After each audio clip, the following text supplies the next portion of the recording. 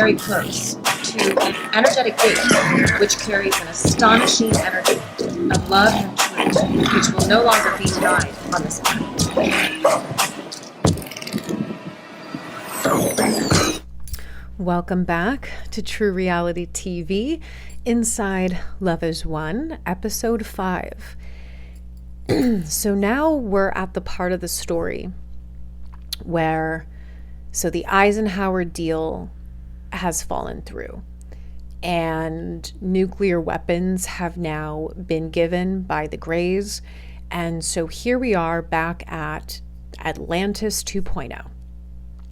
And so as I said, Mom had about a 24-hour linear time frame to come up with kind of the final plan here.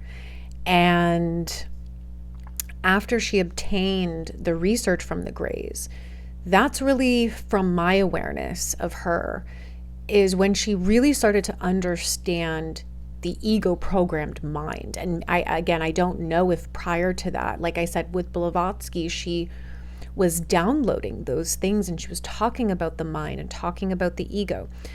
But from the Greys' research, she came to understand it on a deeper level of how it was working, how it was hijacking the consciousness, how it was infecting, the DNA and the brain and all of that. And so she came up with this plan and she's like, we're all going in. And the only way that I can do this is I have to anchor in the full mother of all creation essence, which again is very risky. Also, it's never really been done before, right? Like we've never experienced someone embodying pure source energy on the planet. And her essence is the oversoul. The mother of all creation is the oversoul. So it's a huge essence to anchor in. Now, on top of that, we didn't know how that would be, because in most incarnations, right, there's many lives where Mom did anchor in her higher self, like an aspect of her higher self, but not the full mother of all creation essence. And so all of our higher selves are huge, huge essences, and they're so multidimensional and there's so many aspects to them. And so, normally a good portion of our higher selves stays in the etheric realm when we incarnate. We don't just come in with the full thing. And so it also was so unknown of like, well, what would happen to creation if Mom brings in prime source creator energy into a human vessel and the full thing? Like, what's going to happen up in the etheric in creation, right? Like, these were like very unknown questions. And also, what would happen with us if we are trying to anchor in our full essence of our higher selves. And so all of a sudden we're pulling all of these huge essences out of the etheric and putting them solely in the physical. There's risks to this. There's a lot of unknowns to this. There's dangers to this. It was a bold move. And of course, Mom also realized, she was like, I can't do this with ego. I have to come in with no ego, because the ego is fear and pain and suffering. Those are the frequencies of the ego mind, which are that's the opposing force of source, of love, of truth, of God, right? Those all mean the same thing. So she had to come in with no ego in order to bring pure source energy into her. Now, again, this was a lot of unknown of how this was going to work, because she was aware that by doing this, this was the first experiment ever done with wiring a vessel in that way. And because, like I mentioned, the ego-programmed mind is designed to reject and attack and persecute love, truth, God. So mom knew that coming in, all of the opposition was going to come for her. Basically, 8 billion egos on the planet were going to come for her. And so this was also the other part of the danger, because she had a very limited time to complete this mission, and a very quick time. And nobody had any idea of how this was going to go. Like I said, there's no blueprint for this. It's never been done before. And so this was a totally unknown experiment. And, something mom would always talk about is the flip. So she would say that, in the ego mind and in this 3D, illusion, if you basically were to take that and flip it to the complete opposite, that's true reality. That's true reality, and that is love, and that is creation. So basically, you're coming into a place that is the complete flip of true reality. And when you start embodying pure source energy, unconditional love, if she was going to pull in the whole prime source creator essence, what would that look like in a world, in an illusion, in the minds that are in complete opposition to that? This was totally unknown. So mom prepares herself, she prepares the vessel she's going to come into as Amy Carlson. And her journey begins. So, I wanted to read just a quick little excerpt of, in mom's own words, how she describes this incarnation for her, Amy Carlson, this part of her journey. And she said, in 1975, as far as my current understanding is, I was born as the first experimental crystal child, meaning that they could not program me or condition me. I have been awake all of my life, but had to experience the human condition and go through a process of awakening. My role was to create a pathway for the consciousness, for the awakening of the planet. Now, this is another important part that you have to understand in order to grasp mom's journey here, was that she knew that she could not transform the ego-programmed mind for humanity. She can't do that for us. It's not like she can wave a magic wand and it's just deleted. That's our job. We each have to transform it from within, because we are all God too. And again, mom wasn't going to take the risk of, we couldn't come in with no ego. We were unprepared for that. Nobody knows what that's going to look like. So mom had an idea of just how much opposition and how much pain and suffering she was going to have to take on for this role. Again, she met with the cabal and they said, we're going to make this the hardest thing you've ever done and you're going to fail. We're going to make this the most miserable experience you could ever imagine. So she was not going to let all of us and humanity take that on. She was going to take it on because she's our mother. And that's what the mother does. So she said, I can't transform the ego for everybody. We all have to do that ourselves. But what she realized that she could do, and this became her contract in this incarnation, was to take on, as she said, her role was to take on all of the human conditioning, basically all of the human experiences of fear, pain, and suffering, because those are the root causes or the root energies of the ego. And that's what the dark has put this planet into: fear, pain, and suffering. So we would be in complete opposition to love, to source, to God, to truth, right? So that was her contract, was to take on all of the fear, pain, and suffering, every condition, every experience, and to transform it back to love, to carve that path for us to do the same thing. And, you know, there's a story that goes, and this is a great example of kind of how consciousness works, is, I don't remember how long ago this was or what year it was, but, and they coined this something, but it was basically that until we see someone else doing something that we previously thought was impossible, we mentally limit ourselves and we can't imagine ourselves doing it. So at one moment in time, nobody could run a 4-minute mile. Okay, it was unheard of. Everyone thought it was impossible.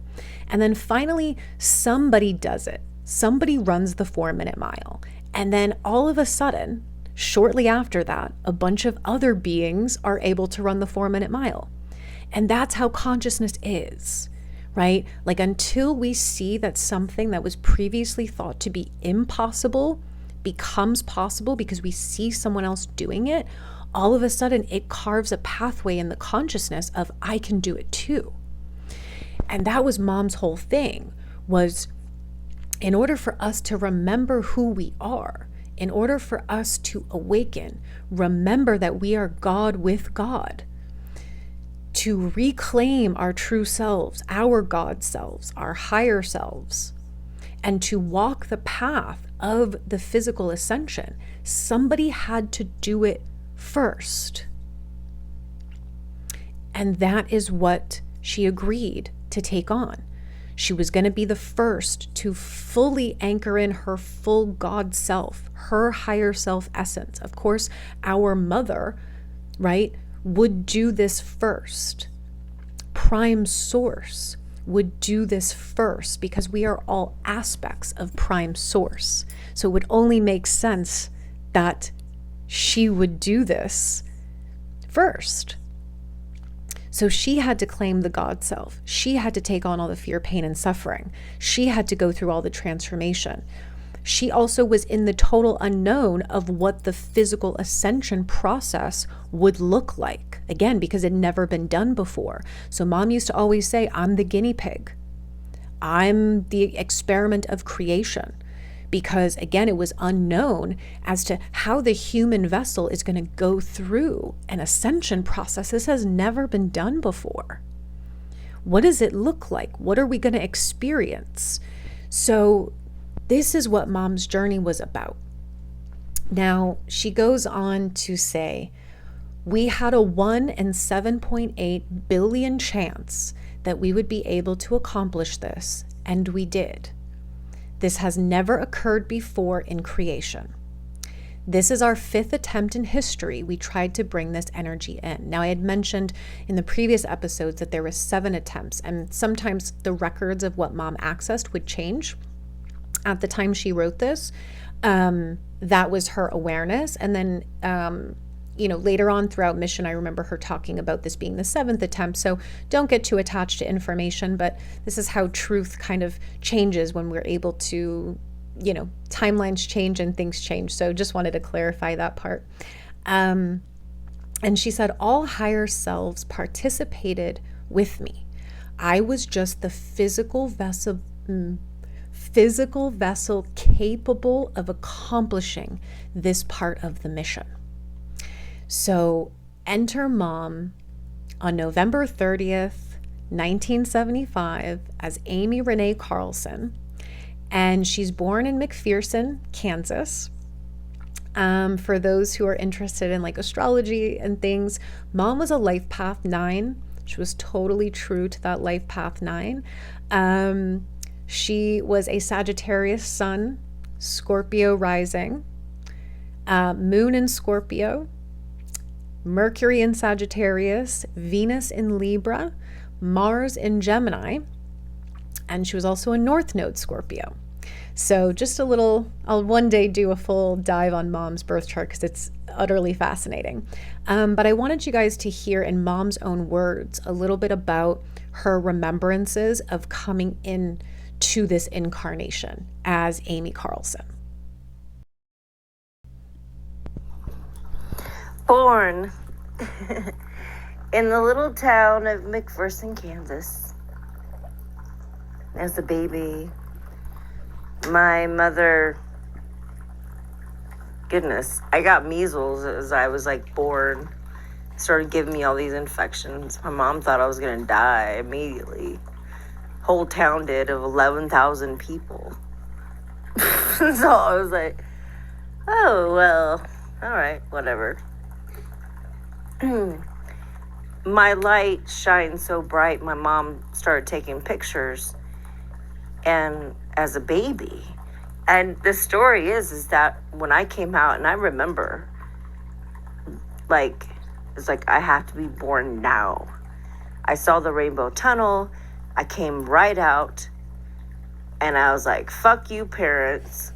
I went straight to the doctor, who caught me in midair. My dad was like, she came out running. She must be on a mission. Interesting. So, little town, da-da-da. My mom doesn't want to take me anywhere for about a month. She finally takes me to the grocery store.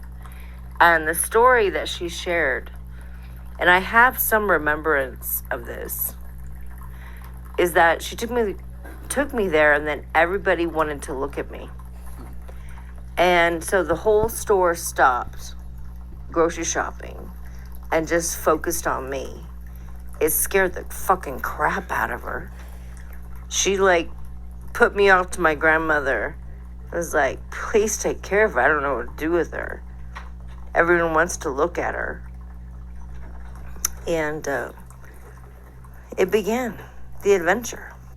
So Mom has shared a few stories of her fully kind of remembering, even just as an infant, coming in. She says from the time she was like less than 1 year old, she always remembered having full connection with her angels.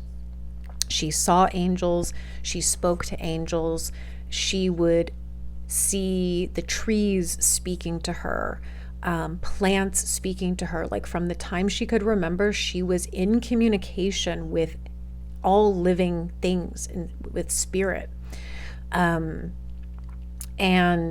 you know, she didn't really realize until a bit later that nobody else had that communication, that nobody else was kind of in this full consciousness state.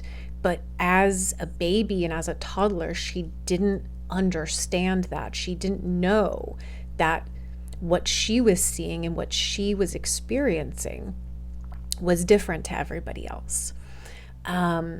Now, as I said, she was born in McPherson, Kansas, and this later comes into play with a lot of ties to like the Wizard of Oz, which was a big part of Mom's awakening, and things like that. But I wanted to play another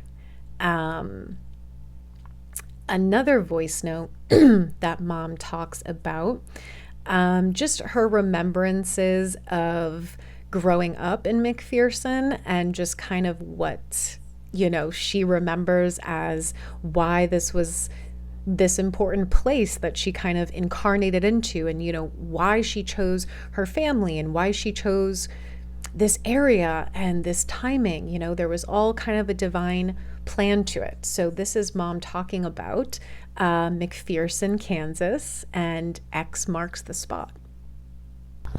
Now, McPherson, Kansas, if you take a map and put an X in the middle of the United States, that's where I was born. By the time I was 3 years old, I knew where the park was, and I would walk there every day to the park by myself.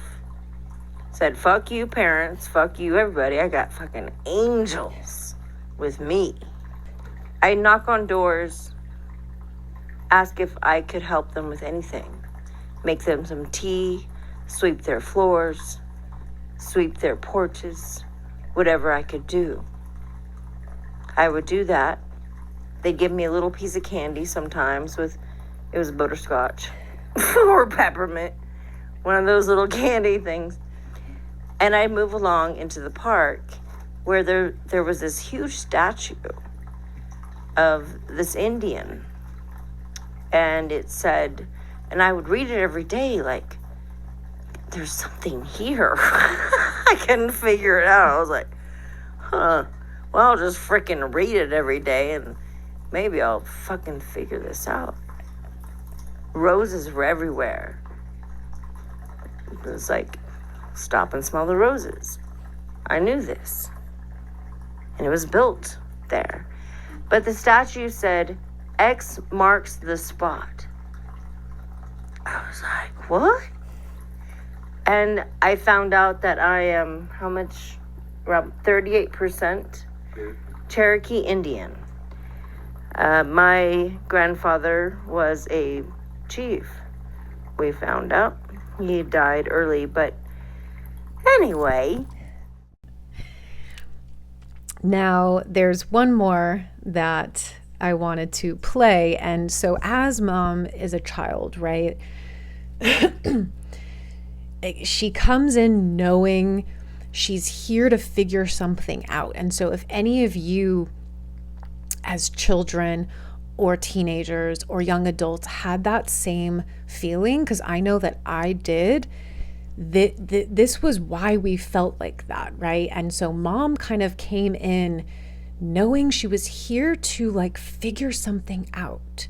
And again, she had to come in with none of her powers. She only could come in the full consciousness, but not with any of her powers. She was going to have to find those, activate those. She was going to have to put all the pieces of the puzzle together. But this is when she kind of realizes at a very young age that she is this kind of spiritual detective and she's here to figure something out. So I want to play this as well. Robin and I and Father have been fun. I've been sharing some stories that haven't been recorded. Probably for obvious reasons, because they're pretty deep. Deep shit. However, it's still funny, and we have the birds are like, birdies, you confirm, they're like, tweet, tweet, tweet. I love confirmations about the present moment of now. And my story, what we were talking about was, man, there's so many layers to that. And really the essence of it began when I was just a little girl. Everyone was afraid of my laughter, my joy. Why are you so much joy? Why are you so much happiness? I was like, I'm in heaven. Where the fuck are you guys? I have to figure this out. Like a detective. That's why I read like Nancy Drew. What else? Twin girl. Twin blonde head girls. They were detectives. I became a spiritual detective. To figure out what the fuck happened. Why I knew I was in heaven. And where the fuck everyone else was. Had to take a look. I love you. So that's a little bit about Mom's first kind of understanding, even as a young child. Like she said, like she was in heaven consciousness and she could see that nobody else was there with her, but she didn't know why. She couldn't understand why no one was having the same experience as her.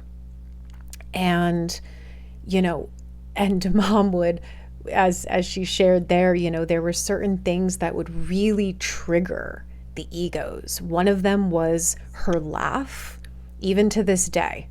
When we would get like trolled very heavily and things when mom was here, that was something that would really trigger them, was her laugh, her being in joy.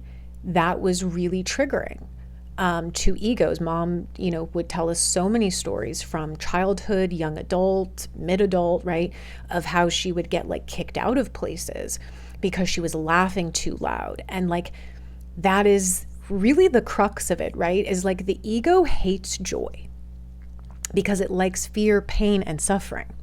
The ego hates laughter and playfulness and innocence and optimism. It hates all of those things because it's not any of those things. And so I wanted to just share, there's a lot to mom's story. But I'm just going to share the specific tidbits that mom guides me to, for what's highest and best to be shared. But there's a lot with the story, right? So I'm just going to share what she guides me is the highest and best to be shared at this moment. So, mom remembers obviously coming in, kind of flying out of the womb, and she knew she was on a bit of a mission. She starts kind of becoming this spiritual detective, as she said. One story that she did share was around the age of 2, her mom had brought her to, and again, all of this that I'm going to share is what has been directly shared with us from mom. So I'm just going to share it as it was shared with me. She was about 2 years old. She remembered, and her mom was taking her to a doctor's office, I think to get, a vax or something. The children, I think around 2 is when back then, is when you were getting them. And she said that she vividly remembered like feeling that something was very wrong. And that she jumped out of the window. I don't think it was like a drop, but she somehow like left the doctor's office through a window and was like running down the street. And that was kind of one of mom's first memories of like viscerally being like no to something that she immediately felt was not correct, was not based in love, and that she felt this energy in that office, and she ran away from it. And that was her first kind of experience that she could remember, where she was like, nope. And mom was like that her whole life. Like when she felt like something was not based in love, it was based in ego, it was based in fear, it was not in alignment with universal law, with right action, she would just be like, nope. And she would go the other way. Like she was very strong-willed like that. Mom also remembers that she didn't sleep much. Like even as the time she was like a toddler, she never really slept, and that continued for the rest of her life. And so this was nothing new for mom. She hardly ever slept. And, she had said that when you're in full consciousness and when you're truly connected to source energy, you actually don't need sleep. So kind of like moving into the 5th dimension, like we won't be sleeping. That's a human need, because we drain our own energy by being in the mind all the time. It's like we keep draining the battery. So that's something that was very interesting about mom. For the years that I knew her, she never slept. She never slept. And everyone will say, oh, she was on drugs. No, she just literally never slept. She had so much source energy running through her. It was insane. And that was one of the first things where I was like, this woman is a superhuman. And there is no explanation for this. So that started when she was a baby. Now, Mom was, being the first crystal child, you know, she had a lot of experiences as a kid where she wasn't really like sure how everything was working down here, right? Because she was so tapped into like the etheric and the angelic realm. Like she would talk about how she would often like run into walls, or she would fall down the stairs. And I know her family, she said, used to kind of nickname her Grace, because she was often like falling down the stairs or like running into a wall or into a door, because she was seeing upper dimensions, and she was sometimes struggling with actually seeing physicality. Like it was all blended for her. And again, this leads into her entire journey. Like, and in the moments that I was with her, that's how she would describe it. Where for her, the third dimension, the material realm and the spiritual realm looked the same. It was all one thing. And so it was a challenge sometimes for her to navigate like physical walls and doors and things like that, because she was seeing the spiritual realm kind of overlaid with that. So that's another interesting thing that Mom was experiencing even as a young child. Now, one of the first encounters that Mom begins having with the ego programmed mind is around the age of 4. Okay. So Mom tells this story that she's going to like the drugstore with her mom, and she asked her mom, she wanted this cherry chapstick. Okay, she just like saw it. She really wanted this cherry chapstick. She asks her mom if she can get the cherry chapstick. Her mom says no. And so Mom takes the chapstick and puts it in her pocket and walks out of the store. Mom said she goes to the car and she's immediately hit with like a spin. Like she immediately knows, oh, that's wrong action. That's out of alignment. And it was like her first kind of understanding of like, oh, this is what the ego does. And she said she literally was like hiding under the seat in the car, and her mom comes to the car and she's like, you know, what's wrong? And Mom immediately is like, I took this, I need to bring it back. Like, and so she goes in, she tells them like, I took this, I'm so sorry. And the lady ends up just saying, it's okay. It's all right. You enjoy the cherry chapstick. And that was really an important moment for Mom, because she immediately felt what it felt like to be in the mind rather than the heart. Or like, should I say, she immediately felt what it was like to be outside of love, outside of right action. And from that moment on, she was like, never again. And that was kind of all she needed, where it was like, nope, that's incorrect. And she viscerally knew the difference. But she always told that story as like, this was her first and kind of only time where she almost like had to have that experience of like, this is what it feels like to be out of love, out of heaven consciousness. And she did not like that.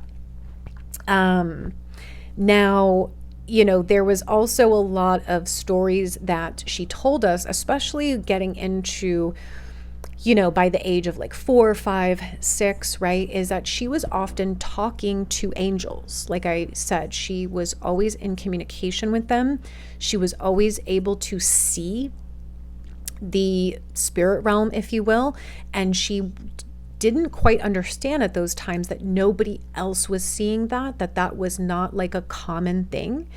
And she remembered one time like telling her mom about the angels or something. And her mom basically said to her, like, don't tell anybody about that. You know, don't tell people that you talk to angels, and don't tell people that you see these things, you know, like we don't want anyone to know that. And so that was kind of when Mom was like, okay, like, so nobody else is seeing this and nobody else. And so she was starting to uncover of like, what is different about me? And, and again, the spiritual detective work kind of started around that time. So, and mom would manifest things that were kind of unexplainable. Another story she told was, I'm not sure exactly how old she was, but under 8. And,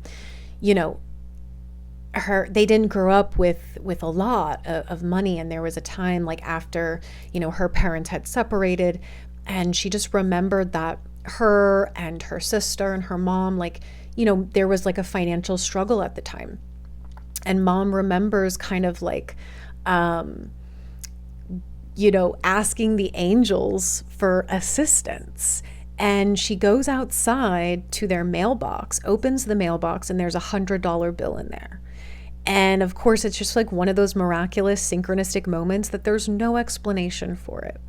And she brings it back in, like gives it to her mom. And she's like, how did you do that? Like, what? And so mom was always like having these experiences and she couldn't explain them. And she didn't even know herself, like what was happening. Also, like why she was able to see these things and do these things, and also why no one else was having that experience. So I think it was quite a little bit of a lonely time for mom, but also, she was always had her angels. So even though she had many moments in her younger years and even in her later years where, she often was alone. She would tell us stories of like, she would just go and sit alone and like read books, or, she would go and do things alone. Like she didn't necessarily have like a lot of close people to her and friends. And I'm sure a lot of people like, had judgments of her and projections of her, again, because she's in this pure source consciousness. So it was like the angels were her friends.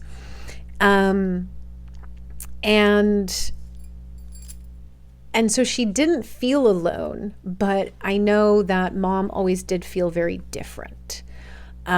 She definitely felt different than other, children.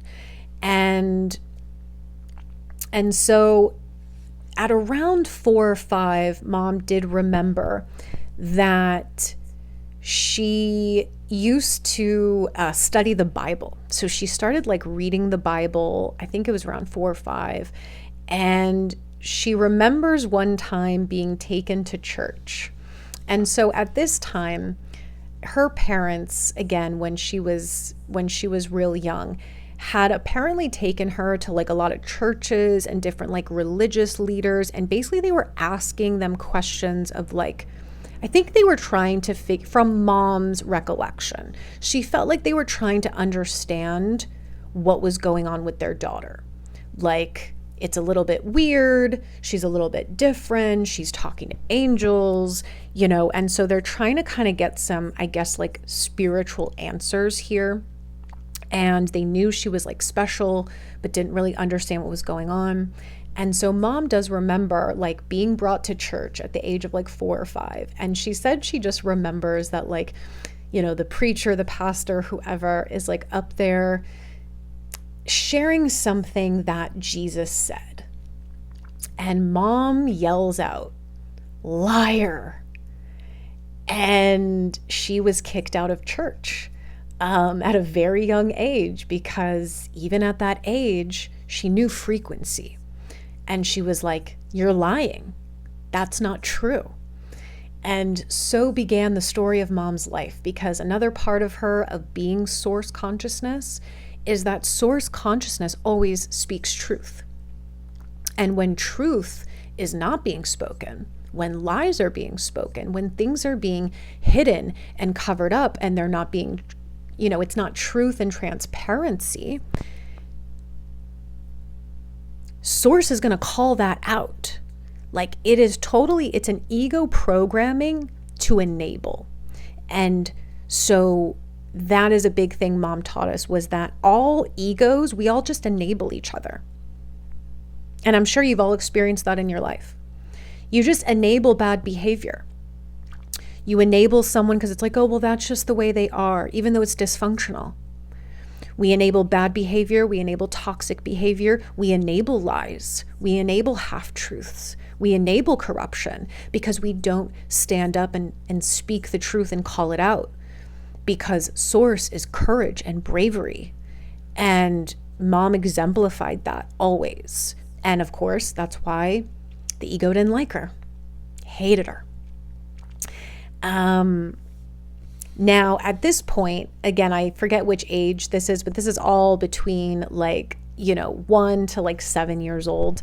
At one point also, she remembers being brought to this psychiatrist, and she takes this test, and she couldn't remember what the test was called. But it was some kind of test meant to see how balanced you were. It was how balanced your left and right brain were, and how balanced the personality was, something like that. And mom remembers that she scored a perfect balance on this test.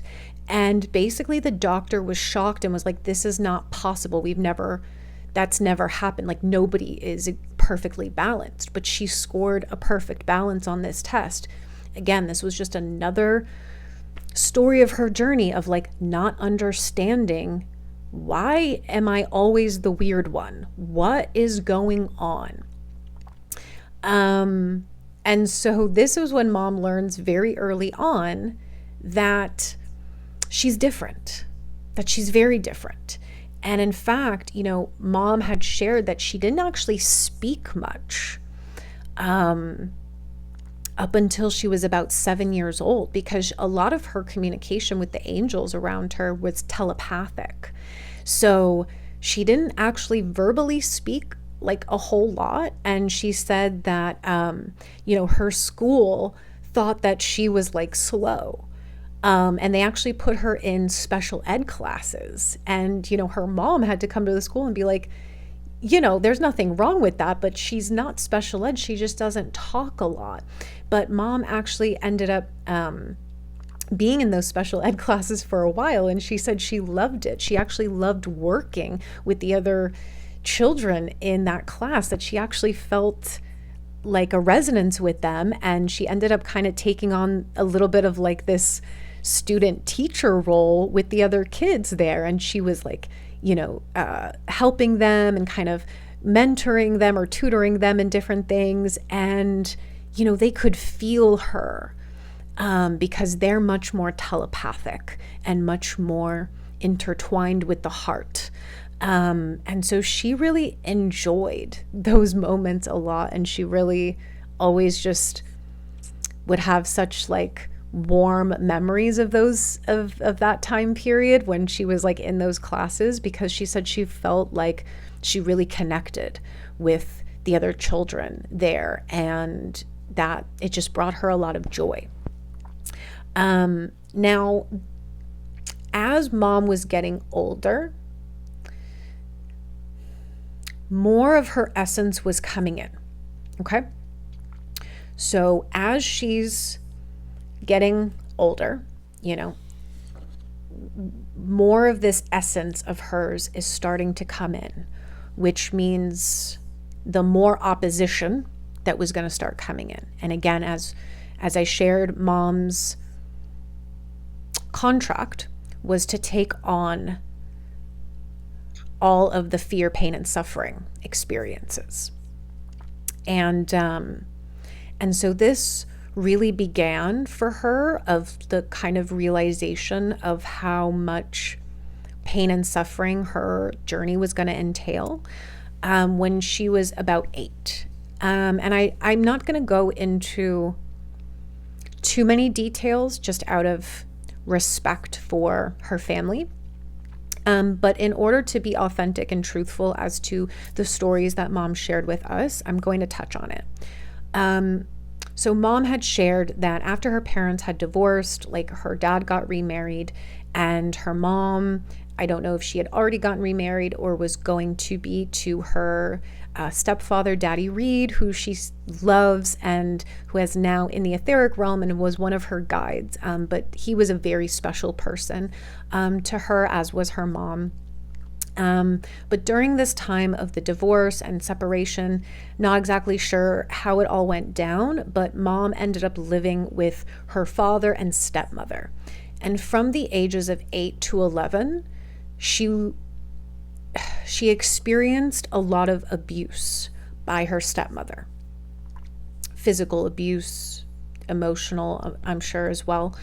And yeah, I don't want to go into too many details, but mom experienced some very deep trauma during that time. And finally, at one point, her mom, after picking her up one day from her dad's house, mom said she was kind of like wearing pants and like a sweater, and it was the summertime, and her mom's like, "What are you doing? It's so hot outside." And she pulled over on the side of the road and she was like, "Put shorts on." And mom was like, "No." And that's when her mom saw, and she was, of course, like devastated. And so mom immediately goes to live with her mom and stepfather, Daddy Reed. And mom always spoke about those times when she was going through the abuse, that she remembers like asking the angels, like, how much longer, or like, what am I supposed to do here? Like, how much longer is this going to go on? And the angels just kept telling her, like, you're going to make it through. You're going to make it through. You're going to make it through. And after all of that, mom said, that she fully forgave her stepmother, and to her last days on in this past incarnation, she forgave her. And that was the point, that mom always said that forgiveness, universal forgiveness, that is how we heal all of the pain and suffering, is we have to forgive it to fully heal it and bring it full circle. And so that is what she did. And that would be the continuous theme of mom's life, was how do we go through pain and suffering and bring it back to love? How do we go through pain and suffering and bring it back to love? Over and over and over again. So that was a huge obviously a huge period of time in mom's life. And as she says, when she went to live with her mom and Daddy Reed, this was some of the best memories that mom has. All of her most favorite stories kind of were about this time period when she lived with them. She loved her mom, and she loved her dad too, of course. But I think that this was the first time that she felt really, really safe. And she used to do a ton of like talent shows, and she was just always wanting to like bring joy, and she would put talent shows on all the time after school, and her parents would invite their friends over and the neighbors over, and mom's just performing. She loved to sing. She absolutely loved to sing. And so these were some of the most beautiful moments of mom's life. And so now, as she gets into, 10, 11, 12 years old, this is when, again, more of her essence starts really coming in. And so now we're entering kind of her teenage years. And this is where things start to accelerate in terms of like her essence coming in. And of course, like she's starting to experience more and more things, not only spiritually, but experiences in her life of all of this fear, pain, and suffering that she came to transform. And this is when she starts putting a lot more of these pieces together. So, at this point in her journey through her childhood, and she had a mixed bag. She had a mixed bag of beauty and tragedy and trauma and healing, but she looked at all of it as beautiful. She looked at all of it as, this is what I came here to do, was to give love, to forgive, to be in service, to bring joy, to bring happiness, to bring heaven consciousness. And that is what she did. So as we now get into kind of her teenage years where more starts unfolding, this is where things get a little bit more wild, and a little bit more interesting. And of course, mom's journey does have a lot of pain to it, but this is something that mom knew she could take on. So yeah, there's been a lot of pain to her journey, for sure, but it was never about getting stuck on that pain. It was looking at it from the lens of, she took it on to heal it, to let it go, to transform it, so that we don't have to keep living in it, so that we can also let go of our own pain and suffering and kind of look at it through the lens of like the beautiful nature of transformation, and that we can finally evolve as a humanity to a point where we start to forgive, we start to heal, we start to let go of the pain and suffering and open up to heaven consciousness, to joy, to happiness, to laughter, to unity, and open up to that vision that mom carried throughout all of the darkest times in her life. So thank you guys for listening, and I will see you on the next episode.